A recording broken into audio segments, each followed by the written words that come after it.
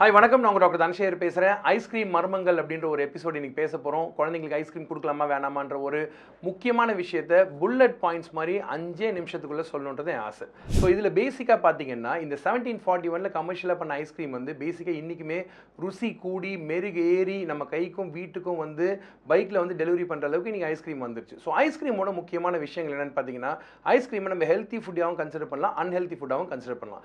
முக்கியமான விஷயங்கள் என்னென்னு பார்த்தீங்கன்னா, நம்ம எல்லாருக்கும் தெரிஞ்ச விஷயம் ஐஸ்கிரீம் இருந்து பாலால் செய்யப்பட்ட விஷயம். நெக்ஸ்ட் சுகர் லெவல் ரொம்ப கூட. அது மட்டும் இல்லாமல் குழந்தைங்களுக்கு அதில் இருக்கக்கூடிய ஹைட்ரோஜனேட்டட் மற்றும் டிரான்ஸ் ஃபேட்ஸ் உடம்புக்கு நல்லது கிடையாது.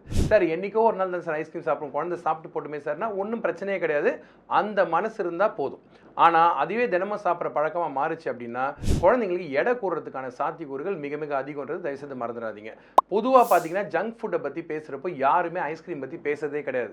எல்லாருமே பீஸா பர்கர்னு சொல்கிறாங்க. கிடையாது. ஆக்சுவலாக ஐஸ்கிரீம் வந்து ஒரு ரொம்ப ஹை கேலரி ஃபுட். இது நம்பர் 1. ரெண்டாவது விஷயம் என்னென்னு பார்த்தீங்கன்னா, ஐஸ்கிரீமை பற்றி பேசுகிறப்போ யாருமே ஒரு விஷயத்தை நினைக்கவே மாட்டீங்க.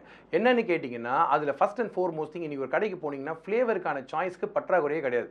20-30 ஃப்ளேவர் வச்சுருக்காங்க. அந்த ஃப்ளேவர்ஸ் எல்லாமே நேச்சுரல்னு கேட்டிங்கன்னா கிடையாது. எல்லாமே லேப் மேட் ஃப்ளேவர்ஸ் மற்றும் லேப் மேட் கலர். ஸோ இந்த ஃப்ளேவர்ஸும் கலரும் என்ன பண்ணும் அப்படின்னு பார்த்தீங்கன்னா, உங்கள் குழந்தையோட ஹைப்பர் ஆக்டிவிட்டின்னு சொல்லக்கூடிய ஆட்டத்தையும் அவங்களுடைய என்ன சொல்கிறது ஒரு பொழுதையும் வந்து ரொம்ப வேகமாக போக வச்சு 2 காஃபி குடிச்ச அளவுக்கு அவங்கள வந்து வேகமாக்கி விட்டுரும். இதுதான் இந்த கலரன்ஸோட முக்கியமான தன்மை. உங்கள் குழந்தைக்கு ADHD இருக்கா, ADD இருக்கா, ஆட்டிசம் இருக்கா அப்படின்னா ஐஸ்கிரீம் நீங்கள் கொஞ்சம் யோசிச்சு கொடுக்குறது நல்லது. மூணாவது விஷயம் ஐஸ்கிரீம் பற்றி பேசணும்னா, பதப்படுத்தக்கூடிய தன்மை மற்றும் நிலை.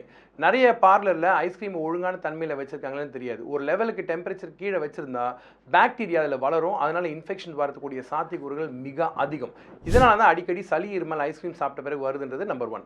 ரெண்டாவது விஷயம், ஐஸ்கிரீம் சாப்பிட்றப்போ அதில் இருக்கக்கூடிய சுகர் உங்கள் வாய்க்குள்ளே இருக்க போகுது. ஸோ குழந்தை உடனே பல்ல விளக்கலனாலோ அல்லது அட்லீஸ்ட் கொப்பளிச்சு துப்புறனால என்ன ஆகும்னு பார்த்தீங்கன்னா, அங்கே இருக்கக்கூடிய சக்கரை பாக்டீரியா வைரஸ்கெல்லாம் வந்து ஒரு பதப்படுத்தப்பட்ட பூமி ஆகிடுது. ஸோ அதனால் வைரஸும் பாக்டீரியா வளர்ந்து உடனே தொண்டை வலி, இன்ஃபெக்ஷன், ஃபீவர்னு டக்குன்னு அடுத்து வந்துட போது. இதுதான் அதில் இருக்கக்கூடிய சயின்டிஃபிக் உண்மை.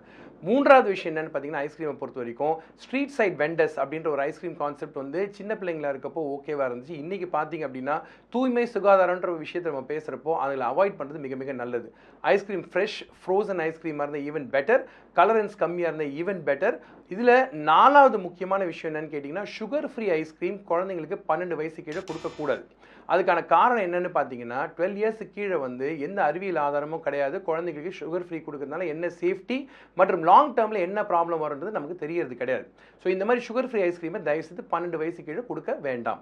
ஐஸ்கிரீமை பொறுத்தவரைக்கும் என்ன மர்மங்கள் அப்படின்னு கேட்டிங்கன்னா, பல அறிவியல் ஆராய்ச்சிகளில் ரொம்ப அழகாக சொல்லியிருக்காங்க. வீட்டில் பெரியவங்க சொல்லுவாங்க, தலை குளிச்சுட்டு தலையை காய வைக்காமல் வெளியே போகாதீங்க, கால் ஈரத்தோட வளர்த்தாதீங்க அப்படின்னு. நிறைய ஸ்டடீஸில் ஆக்சுவலி என்ன சொல்லியிருக்காங்கன்னு பார்த்தீங்கன்னா, பனிக்கால நாடுகளில் ஈரத்தலையோடையும் ஈரக்காலோடையும் வெளியே போகிறவங்களுக்கு உடனே சளி பிடிக்குதுன்றத அறிவியல் கூட்டோட ஆதாரத்தோடு நிரூபிச்சிருக்காங்க. இது ஐஸ்கிரீமுக்கும் பொருந்தும். ஐஸ்கிரீம் சாப்பிட்றது எப்படி சொல்லணும்னு பார்த்தீங்கன்னா, அதை வந்து அழகாக சொல்லணும்னா, அளவுக்கு மீறினா அமுதமும் நஞ்சுன்ற மாதிரி ஐஸ்கிரீம்ன்ற அமுதம் அளவுக்கு மீறினா அது வயிற்றுக்கு நஞ்சு தான். ஸோ தொண்டைக்கும் அது நல்லது கிடையாது. வெயிட் ஏறுறதுக்கும் பெரிய சாத்தியக்கூறுகள் அதிகம். நீங்கள் சூஸ் பண்ணக்கூடிய ஐஸ்கிரீமை 1 ஸ்கூப் இல்லை 2 ஸ்கூப் ஒரு மாதத்துக்கு ஒரு தடவை 2 தடவை சாப்பிட்டாங்கன்னா தாராளமாக போதும்.